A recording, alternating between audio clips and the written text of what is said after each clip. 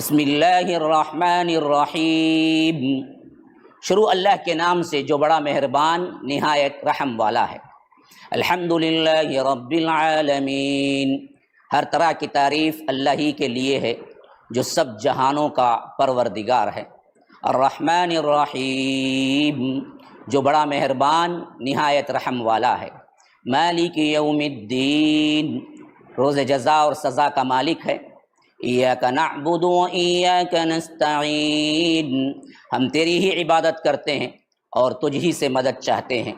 اہدنا الصراط المستقیم، ہمیں سیدھے راستے پر استقامت عطا فرما۔ صراط الذین انعمت علیہم غیر المغضوب علیہم ولا الضالین،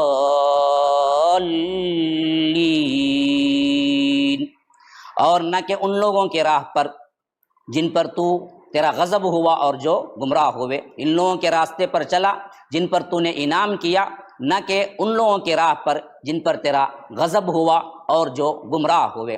سورہ فاتحہ کو فاتحہ اس حیثیت سے کہتے ہیں کہ یہ قرآن کے ابتدائی کھولنے والی صورت ہے، اس واسطے اس کو فاتحہ کہا جاتا ہے۔ فاتحہ کا ایک نام ہے ام القرآن، قرآن کی ماں یعنی مغز، کیونکہ یہ پورے تعلیمات کا نچوڑ ہے۔ اور ایک مرتبہ حضرت ابی بن کعب سے سورہ فاتحہ کو نبی اکرم صلی اللہ علیہ وسلم کے سامنے پڑھا تو رسول اللہ صلی اللہ علیہ وسلم نے فرمایا کہ اس ذات کی قسم جس کے ہاتھ میں میری جان ہے، ایسی فضیلت والی سورہ تورات میں، انجیل میں، زبور میں نازل نہیں ہوئی، اور 7 المثانی 7 دہرائی جانے والی آیتیں، اس کو بھی سورہ فاتحہ ہی کہتے ہیں۔ یعنی سورہ فاتحہ کا ایک نام ام القرآن ہے، اسی طرح 7 مثانی ہے، قرآن عظیم ہے جس کو رب العالمین نے مجھ پر نازل کیا ہے۔ سورہ فاتحہ کا ایک نام ہے سورۃ الشفا، یعنی اسی سے تمام بیماریاں چلی جاتی ہیں۔ ایسے واقعات ہیں جو صرف سورہ فاتحہ پڑھ کے پھونکنے پر زہر کا کاٹا ہوا، سام کا کاٹا ہوا، بچھو کا کاٹا ہوا اچھا ہو گیا، کوئی اور دوا نہیں ہوئی۔ اسی واسطے اس کا ایک نام کیا ہے؟ سورۃ الشفا بھی ہے۔ ابو سعید خدری رضی اللہ عنہ کہتے ہیں کہ ان کے ساتھ یہ واقعہ پیش آیا کہ ایک سام کے کاٹے ہوئے شخص پر سورہ فاتحہ پڑھ کر دم کیا تو وہ اچھا ہو گیا۔ صحیح بخاری حدیث نمبر 5007۔ اور اسی طرح سورہ فاتحہ کا ایک نام ہے الصلاح، یہ نام بھی ہے۔ سورۃ الصلاح اس واسطے ہے سورہ فاتحہ کا یہ نام، وہ نماز میں اس کے لیے ضروری ہے۔ کیوں؟ فرمایا کہ سورہ فاتحہ کے بغیر نماز نہیں ہوتی، خواہ وہ امام ہو، خواہ وہ مقتدی ہو، خواہ وہ الگ پڑھ رہا ہو، خواہ وہ جماعت کے ساتھ پڑھ رہا ہو، خواہ وہ منفرد ہو، خواہ وہ کیا ہے بالجماع ہو، خواہ وہ مقتدی ہو، خواہ وہ امام ہو، خواہ وہ نفل نماز ہو، خواہ وہ فرض نماز ہو، ہر رکعت میں سورہ فاتحہ کا پڑھنا ضروری ہے، کیونکہ اللہ کے رسول صلی اللہ علیہ وسلم نے فرمایا لا صلاۃ لمن لم یقرأ بفاتحۃ الکتاب، اس شخص کی کوئی نماز نہیں جس نے سورہ فاتحہ نہیں پڑھی۔ بخاری کی حدیث ہے 714۔ اور اسی طرح فرمایا کہ من صلی صلاۃ لم یقرأ فیہا بأم القرآن فہی خداج فہی خداج فہی خداج، فرمایا کہ جس نے بغیر سورہ فاتحہ کے نماز پڑھی وہ ناقص ہے، وہ ناقص ہے، وہ ناقص ہے، یعنی اس کی نماز پوری نہیں ہے۔ صحیح ابو داؤد کے اندر یہ حدیث نمبر 821 ہے۔ حضرت ابو ہریرہ سے پوچھا گیا کہ جب ہم جماعت میں رہیں تو اس وقت بھی ہم پڑھیں؟ تو حضرت ابو ہریرہ نے جواب دیا کہ تم اپنے دل میں سورہ فاتحہ پڑھ لو، یعنی پڑھنا تو ہے ہی، بآواز بلند نہیں پڑھ سکتے تو دل میں پڑھ لو، کیونکہ میں نے اللہ کے رسول صلی اللہ علیہ وسلم سے سنا ہے کہ اللہ تعالیٰ فرماتا ہے کہ میں نے نماز کو میرے اور میرے بندے کے درمیان آدھا آدھا تقسیم کر دیا، قسمت الصلاۃ بینی و بین عبدی نصفین، اور جب بندہ کہتا ہے الحمدللہ رب العالمین تو اللہ تبارک و تعالیٰ اس کا جواب دیتا ہے حمیدنی عبدی، میرے بندے نے میری تعریف کی، اور جب بندہ کہتا ہے الرحمن الرحیم تو اللہ تبارک و تعالی اس کا جواب دیتا ہے اثنا علی عبدی، جب بندہ کہتا ہے کہ مالک یوم الدین تو اس کا جواب رب دیتا ہے مجدنی عبدی، جب بندہ کہتا ہے کہ ایاک نعبد و ایاک نستعین تو اللہ تبارک و تعالی جواب دیتا ہے ھذا بینی و بین عبدی، وَلِعَبْدِي مَا سَأَلَ، یہ میرے اور میرے بندے کے درمیان ہے، اور میں اس کو وہ دوں گا جو اس نے سوال کیا ہے۔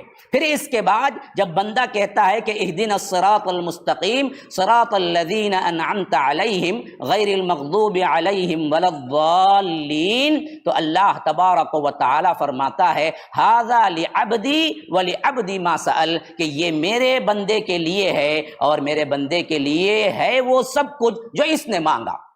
یہ صحیح مسلم کی حدیث نمبر 509/8 ہے، 598۔ اور اس کے بعد اللہ تبارک و تعالی اس میں نعبد اور نستعین سے ایا کا لفظ لایا ہے پہلے۔ یہ نہیں کہا کہ خالی نعبد و نستعین یا نعبد کا و نستعین کا، نہیں، بلکہ حصر کا مضمون لانے کے لیے ایا کا پہلے لایا۔ اور عربی میں ایا اس بات سے آتا ہے خالص ہی کا ترجمہ، جیسا کہ فرمایا کہ ایا کا نعبد، اس میں تاکید پیدا ہو گئی کہ ہم صرف اور صرف تیری ہی عبادت کرتے ہیں۔ اور صیغہ یہ ماضی کا بھی اور مستقبل کا بھی، مضارع بھی ہے اور حال بھی ہے، تو یہاں پر نعبد میں حال اور مضارع کا ترجمہ کیسے کریں گے؟ ہم تیری ہی عبادت کرتے ہیں، کرتے رہیں گے، ہم تجھ ہی سے مدد مانگتے ہیں، پوری زندگی قیامت تک مانگتے رہیں گے۔ یہ دونوں ترجمے ہیں، مضارع کا صیغہ جس کے اندر حال بھی ہوتا ہے اور جس کے اندر مستقبل بھی ہوتا ہے۔ تو یہ لفظ دراصل پوری توحید پر محیط ہے۔ یہاں پر اللہ تبارک و تعالی سکھاتا ہے کہ ہم تیری ہی عبادت کرتے ہیں، کرتے رہیں گے، یہ پہلے بولو، عبادت کسی کے لیے نہیں، تجھ ہی سے مدد مانگتے ہیں، مانگتے رہیں گے، یہ پہلے بولو۔ گویا کہ شرک کی جملہ اقسام جتنے بھی ہیں ان تمام کی جڑ یہ ایاک نعبد و ایاک نستعین میں اللہ تبارک و تعالی نے کاٹ دیا۔ اسی واسطے کل قرآن میرے بھائیو اصل توحید ہے۔ تو سورہ فاتحہ کے آخر میں آمین کہنے کی نبی کریم صلی اللہ علیہ وسلم نے بڑی تاکید اور فضیلت بیان کی ہے، اس لیے کہ امام اور مقتدی ہر ایک کو آمین کہنا چاہیے، کیونکہ اللہ کے رسول صلی اللہ علیہ وسلم جہری نمازوں میں اونچی آواز سے آمین کہا کرتے تھے، اور صحابہ بھی، حتیٰ کہ مسجد نبوی اس آواز سے گونج اٹھتی تھی۔ اسی لیے اونچی آواز میں آمین کہنا سنت رسول ہے اور صحابہ کا طریقہ ہے۔ آمین کہنے کے معنی ہیں استجب یا رب، قبول کر لے اے رب۔ آمین کا مطلب ہے اے اللہ اے قبول کر لے۔ یہ جو بھی میں نے بتایا تھا اس تمام کا لب لباب صحیح بخاری کے اندر موجود ہے۔ اور سورہ فاتحہ ایک دعا بھی ہے۔ اللہ تبارک و تعالی بندے کو سکھاتا ہے کہ پہلے تم دعا میں میری تعریف کرو، اور سورہ بقرہ سے والناس تک پورا قرآن جواب دعا ہے۔ آپ نے دعا مانگا اہدنا الصراط المستقیم، اللہ نے کہا ذالک الکتاب، یہ لو تمہاری جواب۔ تم نے دعا مانگا، یہ لو جواب موجود ہے، یہی دعا کا جواب ہے۔ تو سورہ فاتحہ مکمل دعا ہے، اور وہ دعا خود رب نے سکھائی، اور رب نے ہی اس دعا کا جواب بھی دے دیا کہ تم نے جو مانگا وہ سامنے ہے۔ تو اہدنا الصراط المستقیم میں ہم سیدھا راستہ مانگے، اس کی وضاحت پورا قرآن آپ کے سامنے دے دیا گیا۔ تو صراط مستقیم کو دراصل واحد صیغے میں بیان فرمایا، کیونکہ اللہ کی یا قرآن کی یا رسول اللہ کی راہ جو ہے نا وہ ایک ہی ہے، ایک سے زیادہ حق نہیں ہے، حق ایک ہوتا ہے، صرف انہی کی پیروی کرنی چاہیے، اور یہی ملت اسلامیہ کی وحدت اور اجتماعیت کی بنیاد